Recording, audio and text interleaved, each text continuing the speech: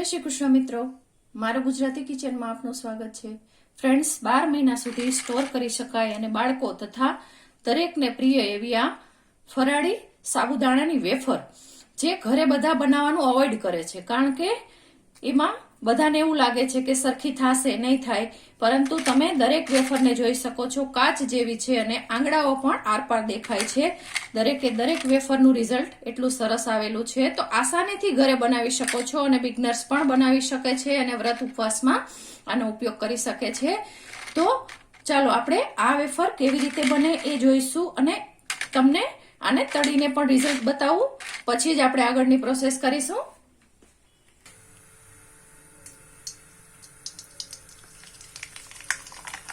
જો અહીંયા ગરમ તેલ આપણે કરેલું છે અને એમાં એડ કરી છે, આપ જોઈ શકો છો.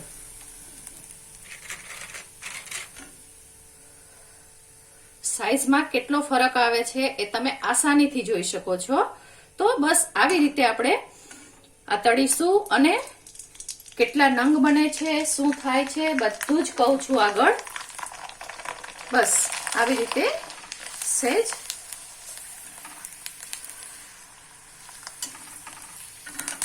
ચમચાને ભાર દઈ દેવાનો છે, જેથી કરીને એકદમ સરસ રીતે તળાય.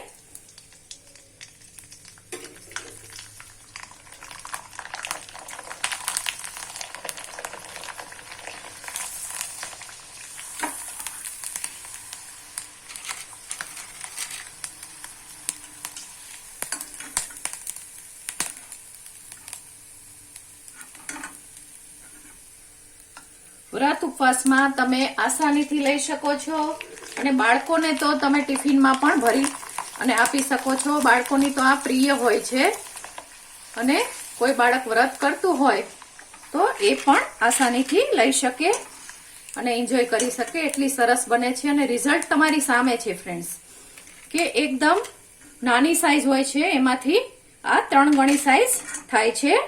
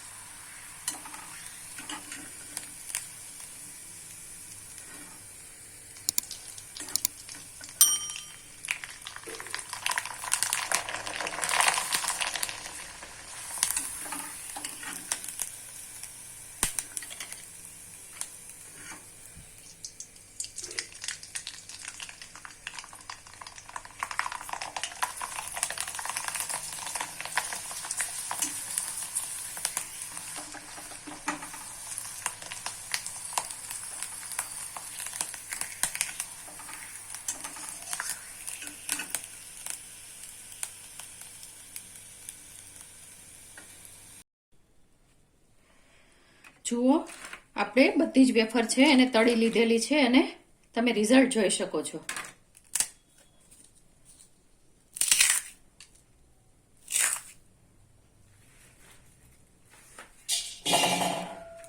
એકદમ સોફ્ટ અને ખૂબ જ સરસ રિઝલ્ટ આવ્યું છે. તો આ રિઝલ્ટ કઈ રીતે લઈ આવવું અને માત્ર અડધા કપથી 25 નંગ જેટલી વેફર કેવી રીતે બને એ તમને બતાવું છું. 22 થી 25 નંગ જેટલી વેફર બનશે, એટલે અડધા કપમાં તમારે ઘણી બધી વેફર બની જશે અને બાળકો તો ખુશ થઈ જશે. તો ચાલો આપણે જોઈશું.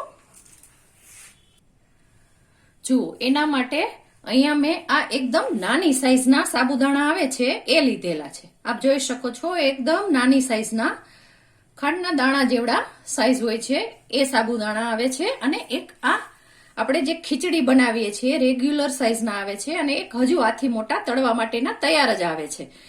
તો આપણે આ સાબુદાણાને લઈશું. તમને ગમે તો તમે આનો પણ ઉપયોગ કરી શકો છો. અવેલેબલ આ ના હોય તો તમે આનાથી પણ બનાવી શકો છો, એટલે કોઈ પણ સાબુદાણાથી તમે બનાવી શકો છો.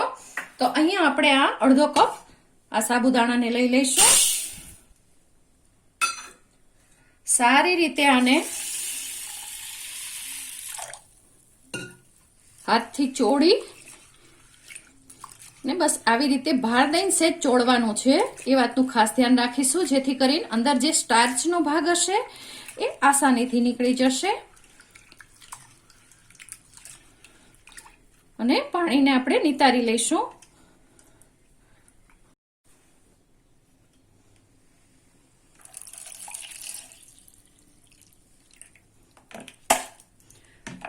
ફરીથી આપણે ધોઈ લઈશું. આમ 3 વખત આપણે ધોઈ લઈશું.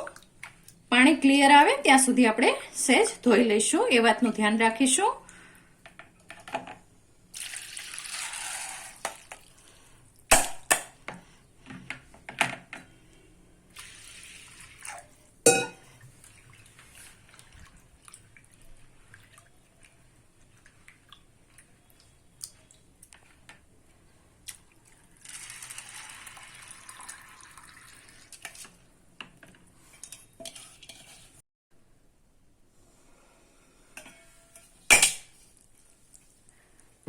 જુઓ, હવે અડધો કપ સાબુદાણા હતા તો એમાં અડધો કપ પાણી આપણે એડ કરવાનું છે. પાણી આપણે નોર્મલ ટેપ વોટર જ લેવાનું છે, એ વાતનું ખાસ ધ્યાન રાખીશું. અને બસ આ અડધો કપ પાણીથી આપણે આને 2 થી 3 કલાક માટે પલાળી દઈશું, ઢાંકી અને પલાળી દઈશું. પછી આગળની પ્રોસેસ કરીશું. તો આને ઢાંકી અને 2 થી 3 કલાક માટે રહેવા દઈએ. જુઓ, આ સાબુદાણા છે એ આપણે સરસ રીતે પલળી ગયા છે. હાથમાં લેતા ખૂબ સરસ રીતે સ્મેશ થાય છે, છતાં દાણો છે એકદમ બધો જ છૂટો છે અને થોડું એવું મોઇશ્ચરનો ભાગ છે. ખાસ ધ્યાન રાખવાનું કે આપણે નિમક ઉમેરવું છે, એટલા માટે મોઇશ્ચરનો ભાગ હોવો જરૂરી છે. તો એમાં આપણે 1/4 ટીસ્પૂન જેટલું નિમક એડ કરીશું અને આને ખૂબ સારી રીતે હલાવી લઈશું અને 2 મિનિટ માટે આમ જ છોડી દઈશું. બસ 2 મિનિટ માટે આપણે આમ છોડી દેવાનું છે.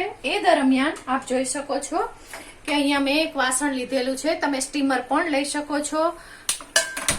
અને એમાં એક રીંગ મૂકેલી છે અને આ પાણી ગરમ કરવા માટે મૂકું છું. અને એમાં એક જાળી છે, એને આવી રીતે મૂકી દઉં છું. જુઓ, હવે આવી કોઈ પણ પ્લેટમાં પણ તમે કરી શકો છો અને તમારી પાસે આવી નાની નાની પ્લેટ હોય તો એને પણ તમે આછી એવી ગ્રીસ કરી અને રાખવાની છે. અને સાથે જ આ પ્લેટને પણ ખૂબ સારી રીતે આપણે ગ્રીસ કરી લઈશું. જુઓ,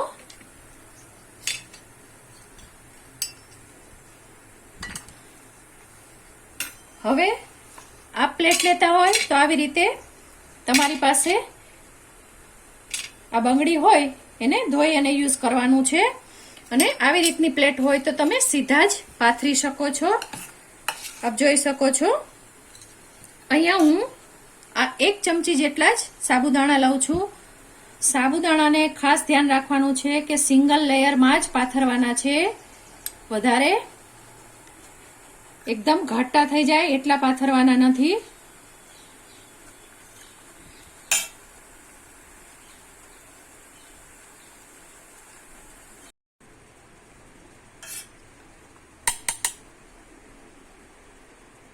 બસ આમ સિંગલ લેયરમાં જ પાથરી દેવાના છે.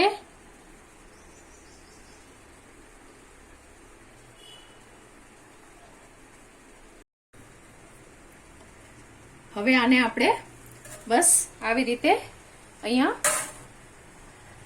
સ્ટીમ કરવા માટે મૂકી દઈશું અને ઢાંકણને ઢાંકી દઈશું. અને આને 3 થી 4 મિનિટ માટે મૂકવાનું છે, એ વાતનું ખાસ ધ્યાન રાખીશું. અને 3 મિનિટ માટે એક વખત મૂકી અને જોઈ લઈએ. એ દરમિયાન આ પ્લેટમાં પણ આપણે બસ આવી રીતે પાથરી દઈશું કે જેથી કરીને શેપ સારી રીતે આવી જાય. જુઓ, કશું જ કરવાનું નથી, જસ્ટ પાથરી દેવાનું છે.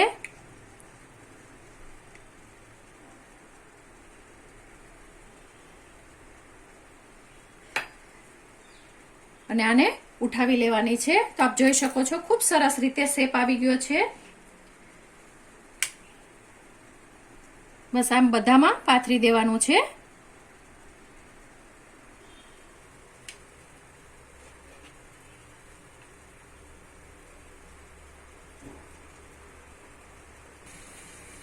ત્રણ મિનિટ થઈ છે તો આપણે એક વખત ગેસ ધીમો કરી અને ચેક કરી લઈશું. જોઈ શકો છો દરેક સાબુદાણા છે એકદમ ટ્રાન્સપેરન્ટ થઈ ગયા છે.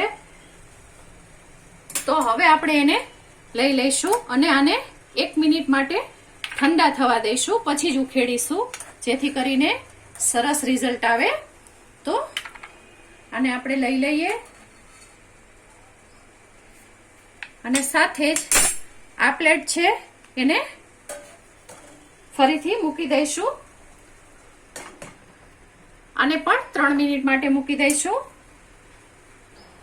આ પણ 3 મિનિટ થઈ ગઈ છે અને તમે જોઈ શકો છો, નજીકથી બતાવું, એકદમ સરસ એવું રિઝલ્ટ આવ્યું છે. તો આને પણ આપણે ઠંડી થવા દઈશું અને એ દરમિયાન આપણે સ્ટીમરમાં જોઈ લઈશું. થોડા પાણીની જરૂર હશે તો થોડું પાણી એડ કરી દઈશું અને સાથે જ આને પણ મૂકી દઈશું અને ઢાંકી દઈશું. બસ આવી રીતે આપણે તૈયાર કરતું જવાનું છે.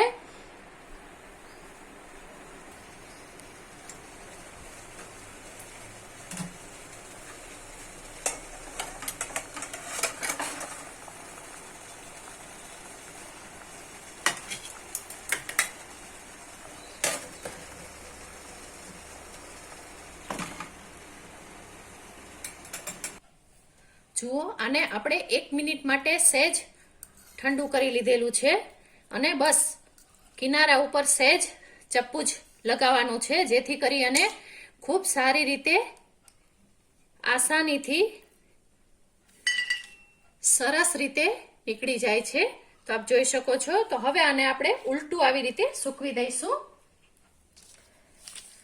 એવી જ રીતે આને પણ આપણે સહેજ અમથી ચપ્પુ મારીશું તો આસાનીથી આ પણ ખૂબ સારી રીતે નીકળી જશે. તો આને પણ આપણે સૂકવી દઈશું. એવી જ રીતે આ મોટી પ્લેટ છે એમાં તો એકદમ આસાનીથી સહેજ ચપ્પુ મારવાથી ખૂબ સારી રીતે નીકળી જાય છે. આપ જોઈ શકો છો. તો આને પણ આપણે સૂકવી દઈશું. બસ આવી જ રીતે બધાને ફેન નીચે ઓવરનાઇટ રાખવાનું છે અને બીજે દિવસે બપોરે 2 કલાક તાપમાં સૂકવી દેવાનું છે. તો ખૂબ સરસ રીતે આ દરેક સાબુદાણાની વેફર છે એ તૈયાર થઈ જશે. તો આને સૂકવી દઈએ.